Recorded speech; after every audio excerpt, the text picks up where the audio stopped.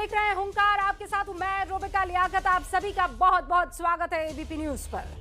2 दिन पहले यूपी में, उत्तर प्रदेश में पूरब से लेकर यानी मऊ से लेकर पश्चिम तक, आगरा तक इनकम टैक्स विभाग ने छापेमारी की कार्रवाई शुरू की। इनकम टैक्स विभाग अक्सर रेड डालता रहता है, ये कोई नया मामला नहीं है या कोई नई और बड़ी खबर नहीं है, लेकिन ये छापा अलग जरूर है। और इसलिए क्योंकि इनकम टैक्स के निशाने पर समाजवादी पार्टी से जुड़े वो लोग थे जो पार्टी के अध्यक्ष अखिलेश यादव के बहुत बहुत नजदीकी थे, बेहद इनफैक्ट करीबी इस वक्त भी है। चाहे वो पार्टी के प्रवक्ता राजीव राय हो या जैनेंद्र यादव उर्फ नीटू जो उनके ओएसडी रह चुके हैं जब वो मुख्यमंत्री थे, या फिर मनोज यादव जो कि मैनपुरी में काम करते हैं, या फिर राहुल भसीन हो। यही वजह है कि अखिलेश यादव बीजेपी पर बदले की कार्रवाई का आरोप लगा रहे हैं। इनकम टैक्स विभाग के दुरुपयोग का आरोप लग रहा है। छापे की कार्रवाई अभी तक खत्म नहीं हुई है, आज भी इनकम टैक्स के अधिकारी रेड में लगे हुए हैं। लेकिन इस बीच अखिलेश यादव ये आरोप लगा रहे हैं, और बड़ा आरोप है, संगीन आरोप है। हालांकि ये आरोप उन्होंने जब कांग्रेस की सरकार केंद्र में थी तब भी लगाया था, और इस बात को उन्होंने दोहराया भी है। अखिलेश यादव ये कह रहे हैं कि उनकी फोन टैपिंग हो रही है। वो ये कह रहे हैं कि इस फोन टैपिंग में कुछ अंश तो ऐसे हैं जो खुद मुख्यमंत्री योगी आदित्यनाथ शाम को सुनते हैं, खुद रिकॉर्डिंग सुनते हैं। योगी पूछ रहे हैं कि 5 साल में अखिलेश की संपत्ति बताइए 200 गुना कैसे बढ़ गई। और फिर वो चोर की दाढ़ी में तिनका मुहावरे का इस्तेमाल भी कर रहे हैं। इस राजनीतिक वार पलटवार के बीच बहुत से महत्वपूर्ण सवाल है जो आज की तारीख में पूछने जरूरी है, और वो सवाल ये कि चुनाव आते ही छापे और टैपिंग कैसे शुरू हो जाती है। क्या ये जो आरोप अखिलेश यादव लगा रहे हैं वो सच है? क्या अखिलेश की पार्टी को निशाना बनाया जा रहा है? अखिलेश के पास क्या फोन टैपिंग के सबूत हैं, और अगर हैं तो वो कौन से हैं? सवाल ये भी है कि आईटी रेड और फोन टैपिंग का क्या किसी तरह का कोई आपस में लिंक है, कोई कनेक्शन है? आज इन्हीं सवालों के इर्द गिर्द भरेंगे हुंकार, लेकिन पहले हम चाहते हैं कि इस रिपोर्ट को बेहद ही ध्यान से आप देख भी लें और सुन भी लें।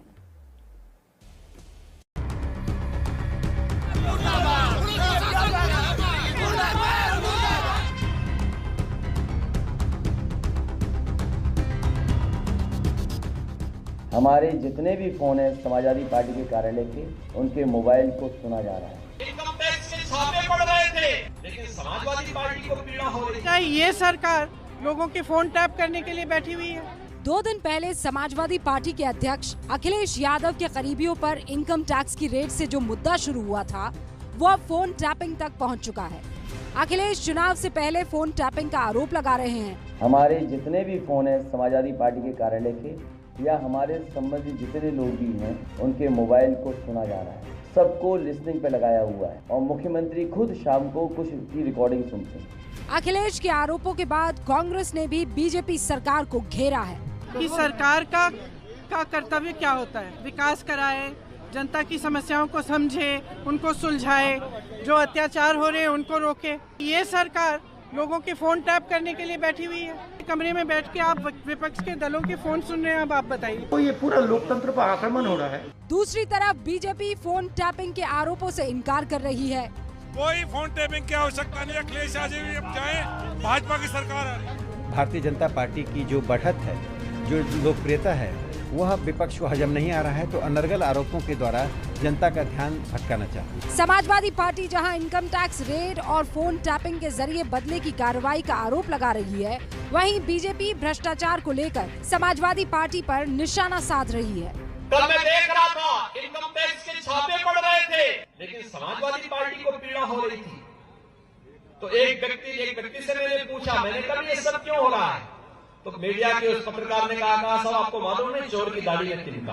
मैंने कहा भी क्या मतलब? कहा कि 5 साल में किसी व्यक्ति की संपत्ति 200 गुना बढ़ जाएगी। क्या कोई इसके बारे में सोचता था क्या? चुनाव के पहले इनकम टैक्स की रेड और उसके बाद फोन टैपिंग के आरोपों को देखते हुए आने वाले दिनों में टकराव और बढ़ने वाला है। और आपको ये बता दूं, अरसे बाद ऐसा हो रहा है कि यहाँ स्टूडियो में 3 अलग अलग पार्टियों की आइडियोलॉजी से या पार्टी के प्रवक्ता इस वक्त लिंक करते हुए हमारे साथ जुड़ चुके हैं। सबसे पहले जो खास मेहमान हमारे साथ बाहर से जुड़ रहे हैं उनसे आपका तारुफ करवा देती हूँ। विक्रम सिंह साहब पूर्व डीजीपी है, उत्तर प्रदेश से हमारे साथ जुड़ चुके हैं राजकुमार भाटी साहब, यहाँ स्टूडियो में मौजूद हैं। समाजवादी पार्टी के प्रवक्ता हैं। शिवम त्यागी राजनीतिक विश्लेषक है, यहाँ स्टूडियो में मौजूद हैं। धर्मवीर चौधरी साहब प्रवक्ता हैं बीएसपी के। पहली दफा स्टूडियो में मैं इनका स्वागत कर रही हूँ। धर्मवीर जी, तो एक्स्ट्रा आपका स्वागत है आज। निजेश अवस्थी जी हमारे साथ जुड़ चुके हैं, जो कि दिल्ली यूनिवर्सिटी के प्रोफेसर है। प्रोफेसर सर, आपका भी बहुत बहुत स्वागत है। सबसे पहले शुरुआत भाटी साहब आपसे ही करने वाले हैं। अगर कुछ गलत किया तो आईटी की रेड पड़ी, अब इसमें चुनाव आ गए हैं, जरूर बदले की कार्रवाई है, फिर वहां से श्राप भी दिया जा रहा है संसद में खड़े होकर।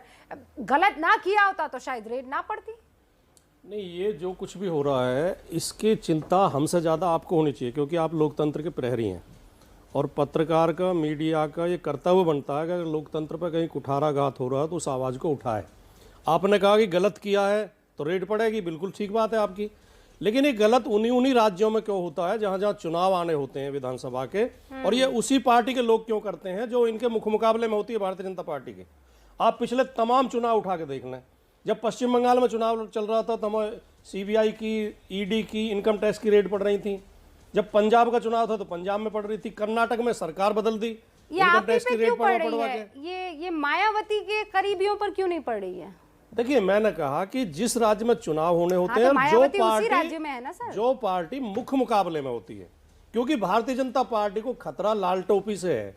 प्रधानमंत्री खूब विस्तार से बता गए हैं कि लाल टोपी रेड अलर्ट है, लाल टोपी से खतरा है। बहुजन समाज पार्टी से अभी ना कोई खतरा नहीं है। बहुजन समाज पार्टी कहीं मुकाबले में नहीं है, क्योंकि समाजवादी पार्टी सीना तानकर, हौसले के साथ, हिम्मत के साथ इनकी हर गलत बात का विरोध कर रही है, हर तानाशाही का विरोध कर रही है। आपके घर पे छापे क्यों नहीं पड़े आईटी के?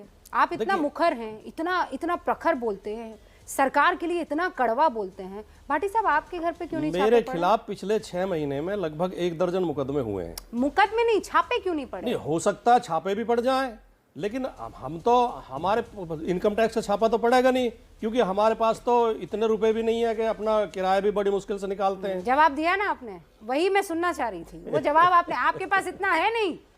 प्रताड़ना तो सबकी की जा रही है, प्रताड़ना तो सबकी की जा रही है। मैं कह रहा हूँ मेरे खिलाफ 1 दर्जन मुकदमे हुए। मैं ये कह रही हूँ, नारा लगाने पे मुकदमा हो जाता है, सड़क पे खड़े होने पे मुकदमा हो जाता है। अच्छा ठीक है, उस पर हम बहस कर सकते हैं, लेकिन इस वक्त मैं आईटी के छापों पर बहस करना चाह रही हूँ। ओम प्रकाश तिवारी मेरे सहयोगी इस वक्त हमारे साथ जुड़ चुके हैं, क्योंकि इसकी डिटेल वो लगातार हमें दे रहे थे। ओम प्रकाश, राजकुमार भाटी ये कह रहे हैं कि ये बदले की कार्रवाई के तहत है, डर के तहत है, क्योंकि जमीन खिसक रही है बीजेपी की, तो प्रेशर करके आईटी को जो है वो छापे पड़वा रही है। मेरे ख्याल से ओम प्रकाश तिवारी से हमारा संपर्क जो है वो टूट गया है, लेकिन धर्मवीर जी आपने सुना, उसी के छापेमारी हो रही है जिससे डर लग रहा है बीजेपी को।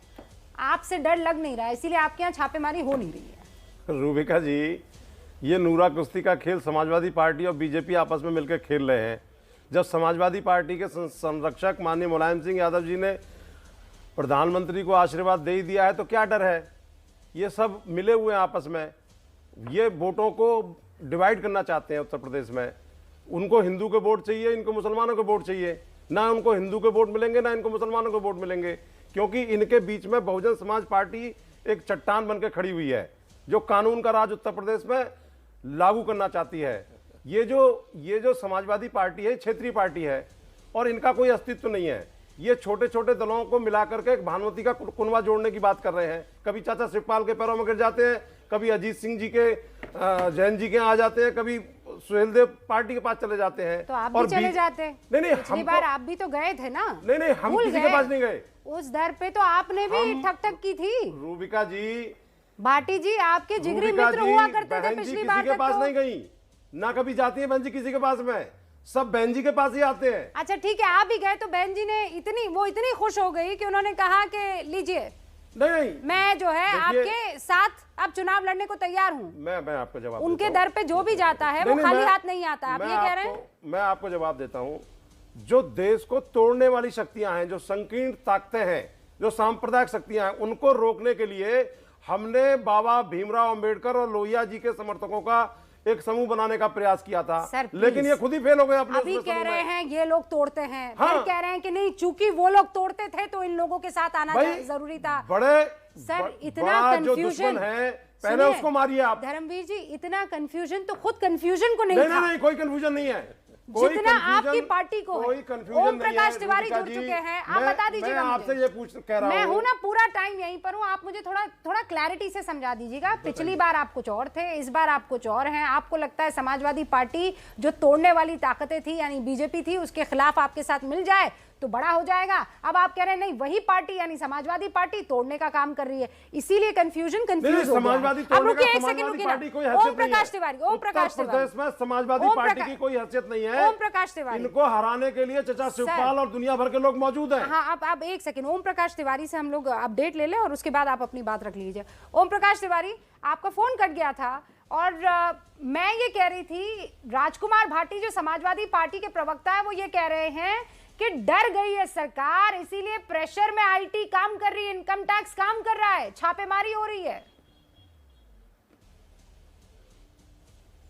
बिल्कुल, राजकुमार भाटी अपनी पॉलिटिकल लाइन को कह रहे हैं रूबिका, लेकिन सच्चाई कहीं उससे उलट है, क्योंकि इनकम टैक्स किसी भी जगह पर छापेमारी करने के पहले पूरी इंक्वायरी करता है। और इस मामले में जो अभी तक की जो आरोप इनकम टैक्स के पास आए थे, जिनके आधार पर ये छापेमारी हुई थी, उसमें 200 करोड़ रुपए से ज़्यादा का कर चोरी का मामला हो सकता है, ऐसा आयकर विभाग को शक है। और मैं आपको बता दूं रूबिका कि अब तक की छापेमारी के दौरान अनेक महत्वपूर्ण दस्तावेज और इलेक्ट्रॉनिक डिवाइस बरामद हुए हैं। खुद समाजवादी पार्टी के लखनऊ स्थित प्रवक्ता राजीव राय, जिनके यहाँ छापेमारी हुई थी, उन्होंने भी माना है कि उनके इलेक्ट्रॉनिक डिवाइस आयकर विभाग अपने साथ ले गया है। यानी आयकर विभाग को कहीं ना कहीं गड़बड़ी मिली है। यही कारण है कि इलेक्ट्रॉनिक डिवाइस तथा अन्य सामान आयकर विभाग ने जब्त किए हैं रूबिका।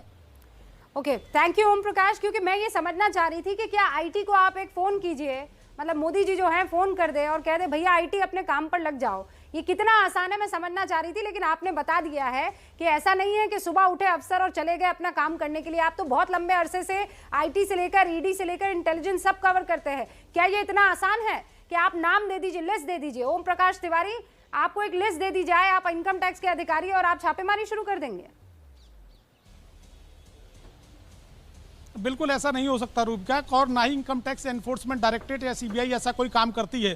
सरकारें बदलती रही हैं, और लेकिन आयकर विभाग और इनकम टैक्स तमाम जांच एजेंसियां अपना काम करती हैं। किसी भी शख्स के पास जाने के पहले उसके बारे में पूरी ब्रीफ रिपोर्ट ली जाती है, उसके खिलाफ दस्तावेज इकट्ठे किए जाते हैं, और जब आरंभिक जांच के दौरान ये पाया जाता है कि उनके खिलाफ मामला बनता है, उसके बाद ही छापेमारी की जाती है। ऐसा नहीं है किसी ने लिस्ट दी, नाम बताए और जांच एजेंसियां मुंह उठाकर पहुंच गई, ऐसा ना तो कभी हुआ है और ना ही संभवतः आगे भी होगा रूबिका। बहुत बहुत शुक्रिया ओम प्रकाश जानकारी देने के लिए, हमसे बातचीत करने के लिए। भाटी जी, ये मुस्कान ना कुछ कह पाने की मुस्कान है कि आगे कुछ दो चार चीजें और कहने की मुस्कान है? इसमें कुछ कहने की जरूरत नहीं है। कोई आंखें बंद करके रखना चाहे, कोई देखना ही नहीं चाहे।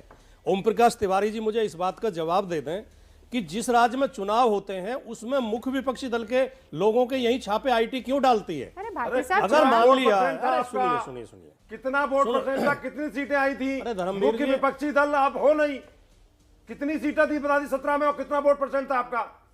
आपसे पूछा क्या इन्होंने? नहीं, मैं बता आप इतना भारतीय जनता पार्टी के प्रेम में इतने अंधे क्यों हो रहे हैं? आप इनका खूब समर्थन कर रहे हैं, लेकिन मुख्य विपक्षी दल नहीं है। आप उन्हें बचाव वोट परसेंट देख लीजिए, आप अपनी सीटें देख लीजिए। देखिए, मैं नहीं लोकसभा जब में आप देख मुझसे लीजिए, पूछेंगे रूबिका जी, जब मैं कहीं जवाब देख लो आप। नहीं, लेकिन धर्मवीर जी जो सवाल पूछ रहे हैं वो तो इंटरेस्टिंग सवाल है ना सर। नहीं, आप कह रहे हैं कि हम मुख्य विपक्षी दल ताकतवर हैं, वो ये पूछ रहे हैं कि कितने ताकतवर हो भाई, गिना दो, बता दो। आप वो बता नहीं पा रहे हैं। 2-3 और मेहमान हैं, उनसे ओपनिंग रिमार्क ले लेती हूँ। शिवम त्यागी, जहां जहां चुनाव वहां आईटी, फिर ईडी, फिर सीबीआई, फोन टैपिंग। मुझे तो लगता है ये बिल्कुल गलत है, और मेरा भारतीय जनता पार्टी की सरकार से और खास तौर से इन सेंट्रल एजेंसी से एक निवेदन है कि अगली बार जब भी जाएं, पहले जितने भी दल हैं या पॉलिटिकल दल हैं उनसे सबसे जो है उनके मुखिया से या फिर उनके प्रवक्ताओं से परमिशन लेके जाना चाहिए, चिट्ठी लेके बाकायदा उनको बताओ और उसके बाद जाओ। दूसरी बात ये है, इन्होंने कहा कि जो है लाल टोपी वालों से तो मुख्य विपक्षी दल लाल टोपी वाले हैं। मैं तो कहता हूं प्रधानमंत्री, मैं नहीं कह रहा, प्रधानमंत्री कह रहे हैं। नरेंद्र मोदी जी ने तो प्रधानमंत्री ने कहा है लाल टोपी से खतरा है। लड़ना नहीं चाहते थे, इसका अर्थ और बता दें आप मुझे। प्रधानमंत्री ये मैंने कहा है, आपके था प्रधानमंत्री ने कि भाई कहा 2 गज की दूरी लाल टोपी वालों से है जरूरी, थोड़ा दूर रहिए इनसे क्योंकि खतरनाक है। अभी पिछले दिनों एक पत्रकार को बहुत बुरी तरीके से पीट रहे थे, एक आम आदमी को। खैर, अब प्रताड़ना पर आते हैं। आपने क्या कहा कि प्रताड़ना करते हैं मुख्य विपक्षी दल की। प्रताड़ना अगर देखनी है आपको वेस्ट बंगाल में, अब जाकर देखिए, लोग अपना घर छोड़ छोड़कर असम में चले गए, उसे कहते हैं प्रताड़ना, मारना, पीटना, काटना। अभी आपसे भी लड़ूंगा, रुकिए जरा, अभी आपसे भी लड़ूंगा। अब ये कहते हैं मेरी फोन टैपिंग हो गई, मेरी फोन टैपिंग है, मेरे ऊपर आईटी की रेड है। अरे भाई एक बात बताइए, अब अगर डर नहीं है तो मैं डर क्यों रहे? होने दीजिए ना, होने दीजिए ना। आपने तो नहीं पढ़ा ना धर्मवीर जी, आपने तो नहीं दबाया हुआ ना 100-150 करोड़ रुपया। मैं तो कहता हूँ होनी चाहिए। पूरा प्रदेश और देश जानता है 2 लाख करोड़ रुपए की संपत्ति है आदरणीय अखिलेश जी की, कहां से आई? बिल्कुल चेक कीजिए, बिल्कुल लड़ाई कीजिए, होना चाहिए। आप लोग राजनीतिक तू मैं नहीं। धर्मवीर जी, धर्मवीर जी, शिवम त्यागी आवाज कम, आवाज कम, आवाज कम, आवाज कम। आपको डर लगा है क्या? मेरी बात सुनिए, मेरी बात सुनिए, मेरी बात सुनिए, मेरी बात सुनिए प्लीज, प्लीज। मैं कह रही हूँ आपकी आवाज बंद करनी पड़ेगी मुझे। डरने की जरूरत नहीं। सुनिए सुनिए सुनिए, धर्मवीर जी प्लीज। शिवम त्यागी एक सेकंड, मेरे समय में आप मेरी बात सुन, आप दोनों मेरी बात सुन लीजिए। सुनिए धर्मवीर जी प्लीज, धर्मवीर जी, धर्मवीर जी, धर्मवीर जी मेरी बात सुनिए। आज से पहले तक ये हुआ करता था कि आप लोग स्काइप से, कैमरा से वैसे जुड़ते थे, आज स्टूडियो में है। अगर आप एक दूसरे पर चीखेंगे, एक दूसरे की बात नहीं सुनेंगे, जनता नहीं सुन पाएगी और ये डिबेट एकदम जो सार्थक बहस होनी चाहिए वो नहीं हो पाएगी। ये बात सच है कि रेट पड़ रही है, ये बात सच है कि किसी तरह के कुछ सबूत मिले हैं शुरुआती, ये बात सच है कि अभी चुनाव भी आने वाले हैं, इसमें झूठ तो कुछ भी नहीं है। अब इन सारे के सारे बिंदुओं को जोड़ना आज की तारीख में जरूरी हो जाता है। शिवम 10 सेकंड और उसके बाद 1 सेकंड, धर्मवीर जी 1 सेकंड, बस 2 और मेरे मेहमान और उसके बाद आप। मैं सिर्फ यही कहना चाहता हूं कि जब चिदम्बरम जी के ऊपर रेड पड़ी उसको भी यही चुनावी और बदले की राजनीति कहा गया। 100 दिन वो जेल में रहकर आए। 5000 करोड़ के केस में, हेरल्ड केस में राहुल गांधी और सोनिया गांधी बेल पर हैं, उन पर भी यही कहा गया कि बदले की आरोप है। अगर अभिषेक बैनर्जी की बात करें तो वो भी आईटी और इनकम टैक्स के चक्कर लगा रहे हैं डेली। अगर आप किसी पार्टी के नेता हैं, 2 लाख करोड़ के आदमी हैं, आपके लोगों ने गड़बड़ घोटाला किया है, तो आपको इन सब डिपार्टमेंट्स के अंतर्गत आना पड़ेगा, जवाब देना पड़ेगा, इर्रेस्पेक्टिव ऑफ आप किसके बेटे हैं, किस धर्म से आते हैं, क्या करते हैं। अगर बेईमानी करोगे तो ये इनकम टैक्स डिपार्टमेंट्स और तमाम डिपार्टमेंट्स जांच करने के लिए ही बैठे हैं, वो खाली बैठने के लिए नहीं। ये बड़ा कोइंसिडेंस है कि ये नहीं, मैं समझना चाह रही हूँ, बड़ा कोइंसिडेंस है कि ये खाने का खेल जो है अलावा बीजेपी की सारी पार्टियां करती है ना, आप वाउच कर सकते हैं। बिल्कुल नहीं, मैं कहता हूं कि सब जितना भी आईटी की रेट जो है वो इन्हीं सारे पार्टियों के नेताओं पर होगी। इस देश का सुप्रीम कोर्ट और इस देश के तमाम कोर्ट्स जो हैं। नहीं, आप मुझे बस वाउच कर लीजिए ना भाई, आप खा लीजिए, कसम है, सच बता रहे हैं। मैं कहता हूं रूबिका जी, इस देश में कोर्ट्स हैं, इस देश में अदालत है, न्यायालय है। अगर कोई डिपार्टमेंट किसी पर रेड करता है तो उसको जस्टिफाई करना पड़ता है, हवा में तो नहीं हो सकता कि रेड पड़े। अब यही है 3.5 हजार के आदमी 2-2 लाख करोड़ के आदमी बन गए तो रेड तो इन पर ही पड़ेगी ना। हाँ, मैं ये जानना चाह रही हूँ ना, बीजेपी का ऐसा कोई आदमी। घर में 8,000 विक्रम जी, एक ही पंखा है, विक्रम जी और अवनीश अवस्थी, आप दोनों से मैं ओपनिंग रिमार्क 30 सेकंड लेना चाहती हूँ, फिर ब्रेक और फिर शुरुआत भी आपसे ही करेंगे। मुझे ये बताइए विक्रम जी, ये इतना आसान होता है क्या कि आप तो तंत्र का हिस्सा रहे हैं सर, सच्चाई से बताइए। आप तो, आपके ऊपर किसी तरह का कोई खतरा भी नहीं मंडरा रहा होगा। फोन टैपिंग करना या रेड मारना, ये इतना आसान होता है विक्रम जी कि बॉस ने फोन किया चलो काम पे लग जाओ? कठिन था ना, आज इतना आसान है। इसकी एक प्रक्रिया होती है, एडवांस इंटेलिजेंस और क्रेडिबल इंटेलिजेंस, और जब अभी सूचना आती है ईव्सड्रॉपिंग और सर्वेलेंस के माध्यम से, जब पुख्ता सबूत होते हैं, और अगर प्रतिशोध की भावना से या पूर्वाग्रह से कोई अधिकारी करता है, चाहे पुलिस में हो, चाहे इनकम टैक्स में या सीबीआई में, तो नौकरी के तो जाती ही जाती है, जेल जाने का भी नंबर आ सकता है। और अगर इलेक्शन के ऊपर ही हम देखें तो इस देश में न कभी कोई इनकम टैक्स रेड होगी, न मुकदमा लिखा जाएगा। साल भर न प्रकार कोई न कोई इलेक्शन तो चलता ही रहता है, और इसी दौरान आईटी का काम और पुलिस का काम ये सब होना है। और हमारे राजनीतिक मित्रों की पूर्व अनुमति इसमें आवश्यकता नहीं है। पहले अगर अपना दामन साफ है तो घबराने की जरूरत नहीं है। हाँ भाई, दामन साफ है तो क्या घबराना। अवनीश जी, आपके यहाँ हो सकती है आईटी की रेड?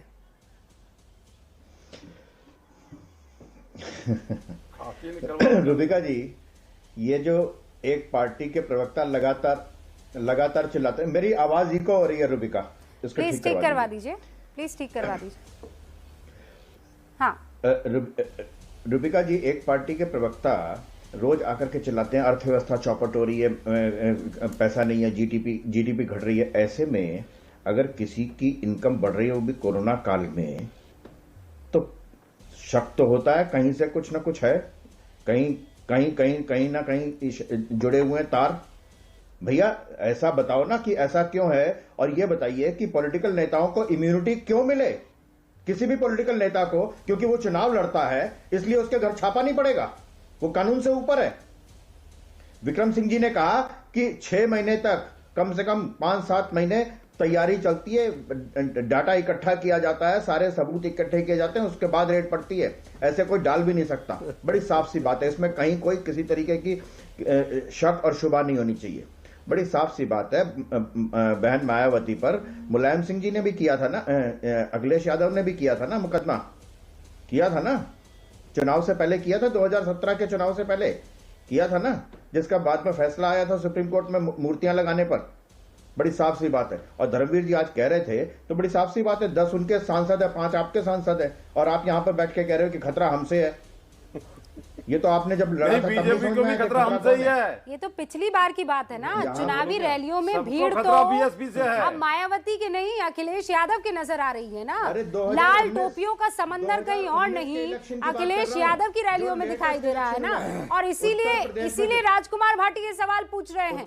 तब ईडी जो है ऐश्वर्या राय बच्चन से पूछताछ कर रही है, और इसी पर आज शायद नाराज दिखी जया बच्चन, और देखिए संसद में क्या कुछ कहा उन्होंने, और उसके बाद कुछ और डिटेल्स आपके सामने। We want justice. Don't expect justice from there, but can we expect it from you? How are you protecting the members of this house or the 12 members sitting outside? How are you protecting them? Madam, you are going to speak on narcotic bill. I am going to speak. Narcotic bill you are saying. It looks like you are not interested in the bill. Discussions बाकी You are not interested in the narcotics. आप क्यों बोल रहे हैं? मेरा मौका है बोलने का। आपका मौका है बोलने का नारकोटिक्स बिल पर। मुद्दे हैं डिस्कस करने के लिए, और मगर हम लोगों ने 3-4 घंटे दिए क्लेरिकल एरर डिस्कस करने के लिए। What is going on? What is going on? This is terrible. और आप सबसे मैं ये कहना चाहती हूँ, आप बीन किसके आगे बजा रहे हैं? आप लोग बीन किसके आगे बजा रहे हैं?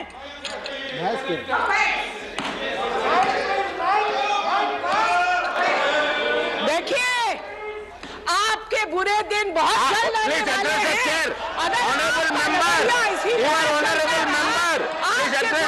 बहुत जल्दी आने वाले हैं। भाटी साहब बहुत गुस्से में नजर आ रही थी जया बच्चन आज देश का हर नागरिक गुस्से में है, उत्तर प्रदेश का नागरिक गुस्से में है। भारतीय जनता पार्टी ने बर्बाद कर दिया व्यवस्था को, सिस्टम को। जो हमारे पूर्व डीजीपी भी बैठे हैं, बीजेपी के 2 प्रवक्ता बैठे हैं, वैसे कह रही हैं आप बीजेपी का कोई प्रवक्ता नहीं है, लेकिन 2 प्रवक्ता बैठे हैं।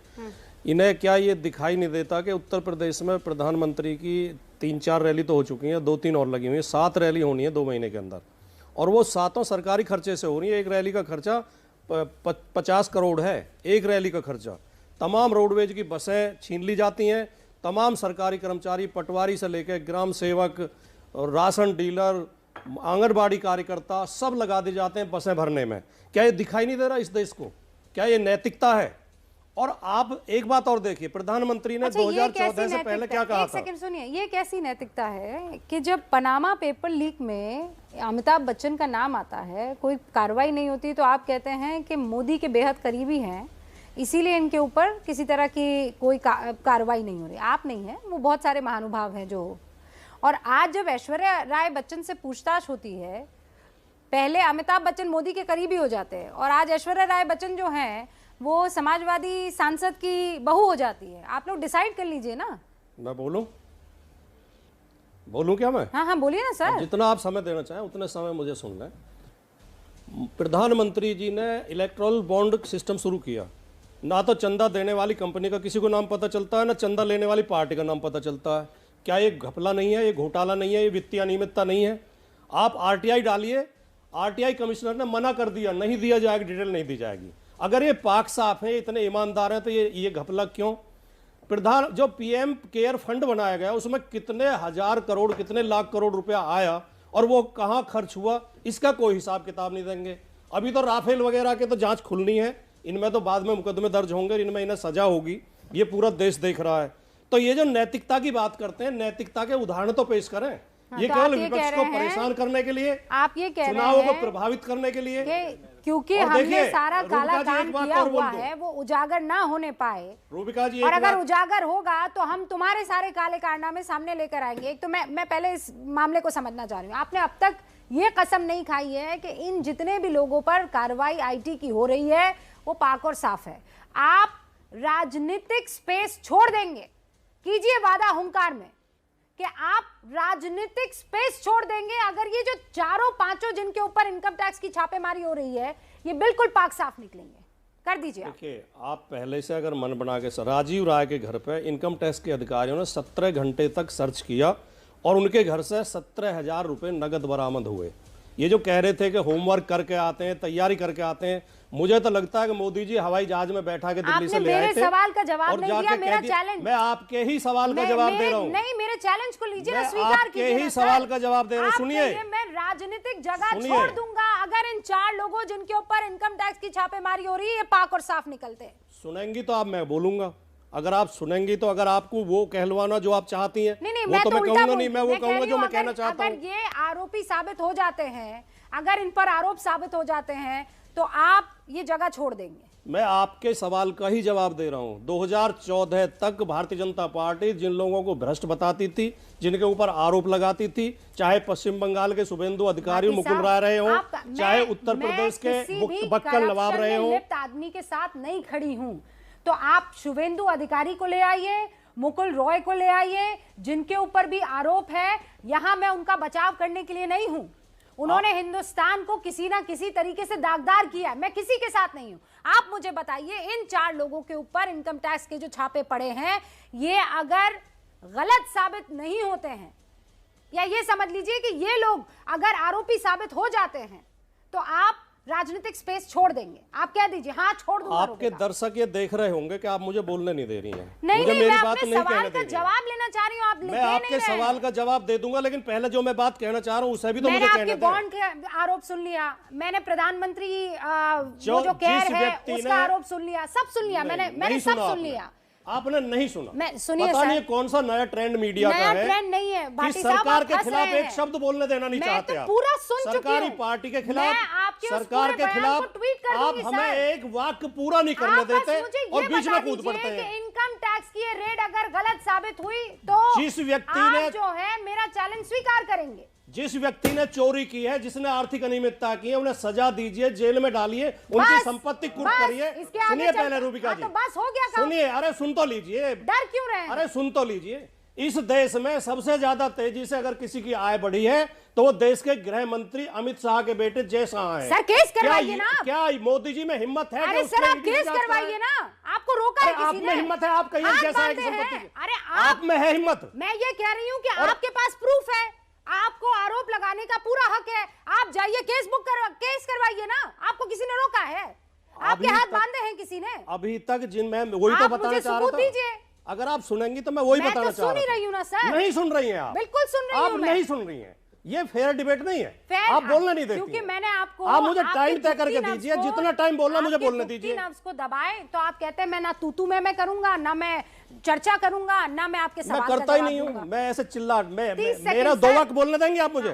2 वाक्य बोलने देंगे? हाँ, लीजिए सर। भारतीय जनता पार्टी ने जिन जिन लोगों के ऊपर आरोप लगाए थे, जिन जिन को भ्रष्ट बताया था, उनमें से 90% भारतीय जनता पार्टी में शामिल हो गए और 10% बरी हो गए। यह इस बात का सबूत है कि राजनीतिक द्वेषवश आरोप लगाते हैं, बदनाम करते हैं लोगों को। कोई सबूत नहीं है। देखिए, शुभेंदु अधिकारी, मुकुल राय जब बीजेपी में शामिल हो गए तो क्लियर हो गए। आप पश्चिम बंगाल, उसमें क्या हुआ महाराष्ट्र में? अजीत पवार के मुकदमे रातों-रात खत्म कर दिए गए। आपका सवाल समझी। शिवम त्यागी, वॉशिंग मशीन है बीजेपी। नंबर 1, मैं सबसे पहले कहना चाहता हूं कि भाटी जी आप तो पढ़े लिखे प्रवक्ता हैं, आप इस तरह की बातें करते हैं, बिल्कुल अच्छा नहीं लगता। सबसे पहले आपका पीएनआरएफ पे दे देता हूं, जो प्राइम मिनिस्टर रिलीफ फंड होता है या फिर अभी पीएम केयर्स है, इन दोनों की ही जो है टैक्सेशन की जांच एक एजेंसी नहीं कर सकती। उस पर जो है आरटीआई नहीं लगाया जा सकता। और ये इसके साथ क्यों नहीं लगाया जा सकता? जनता का पैसा है, जवाब देता हूं क्यों। सुनिए, नहीं लगाया जा सकता? कर दिया वो इसलिए नहीं लगाया जा सकता कि बाढ़ में अगर सरकार को 100 करोड़ रुपया चोरी करते हो, ऊपर से सीना चोरी। क्यों? ये तो कांग्रेस चोरी और सीना चोरी ये हमेशा था। जब आपके मुलायम सिंह जी इस देश के रक्षा मंत्री थे, no, PM care fund Modi ji ने बनाया। पीएम केयर्स में नहीं, गूगल कीजिए, अभी गूगल कीजिए। चुनावी मैं ABP चंदे के का दर्शकों हिसाब से दिया कहना जाता था चाहता हूं कांग्रेस के टाइम कि में। आप देखिए मोदी के राज में रिलीफ चुनावी फंड चंदे और का पीएम केयर्स रिकॉर्ड नहीं किया दोनों जाता पर है। ही RTI नहीं लगाया नो, जा नो, सकता नो, और नो, अब से नो, नहीं। नो, नो, नो, आजादी के गूगल कीजिए नो, ना। नो। गूगल चोरी और सीना चोरी। गूगल कीजिए देश को लूट चलिए, रहे ठीक हो है, और पूछ धमकाते लीजिए। हो। अरे आपको कोई मीडिया चोरी और डिपार्टमेंट सीना होता चोरी है, दोनों पूछिए, नहीं फोन लगा चलेंगे। कर पूछिए। नो, फोन नो, लगा कर नो, नो, नो, आपको नो, प्रॉब्लम यही है गलत कि आप तैयारी नहीं करते। गलत दूसरी बात, अब आगे गलत आइए, बात। अब हमें आगे पूरी आइए, तैयारी अब हमारे आगे पास। आइए, अब आगे आइए। आपने वॉशिंग मशीन कहा ना, किसने कहा अजीत पवार पे इरिगेशन स्कैम के केसेस अभी भी हैं? कौन कह रहा है उनसे वापस ले लिए गए? और केसेस वापस कैसे लिए जाते हैं मैं बताता हूं आपको। बहन जी ने अखिलेश यादव पर और मुलायम सिंह यादव पर केसेस किए थे। वो अखिलेश यादव ने 2012 में सबसे पहले जो कांस्टेबल भर्ती 23,000 की थी, सबसे पहले आते ही अपने ऊपर से केस वापस ले लिए। इसे कहते हैं केस वापस लेना। अभी भी सुनिए, मुकुल राय पर भी केसेस हैं और शुभेंदु अधिकारी पर भी केसेस है। अगर किसी पर केसेस नहीं है तो वो मेरे पास वक्त नहीं है, मेरे पास वक्त नहीं है। मैं ये कह रही हूँ, चाहे बीजेपी हो, समाजवादी पार्टी हो या बीएसपी हो, अगर ये लोग घपला घोटाला कर रहे हैं, पार्टी से ताल्लुक रखने वाला कोई भी कर रहा है, तो वो सीधे तौर पर सलाखों के पीछे होना चाहिए। इसके अलावा कोई इफ एंड बट नहीं, बात खत्म। तो अगर आईटी रेड हो रही है और अगर इसमें कुछ अनियमितता पाई जाती है,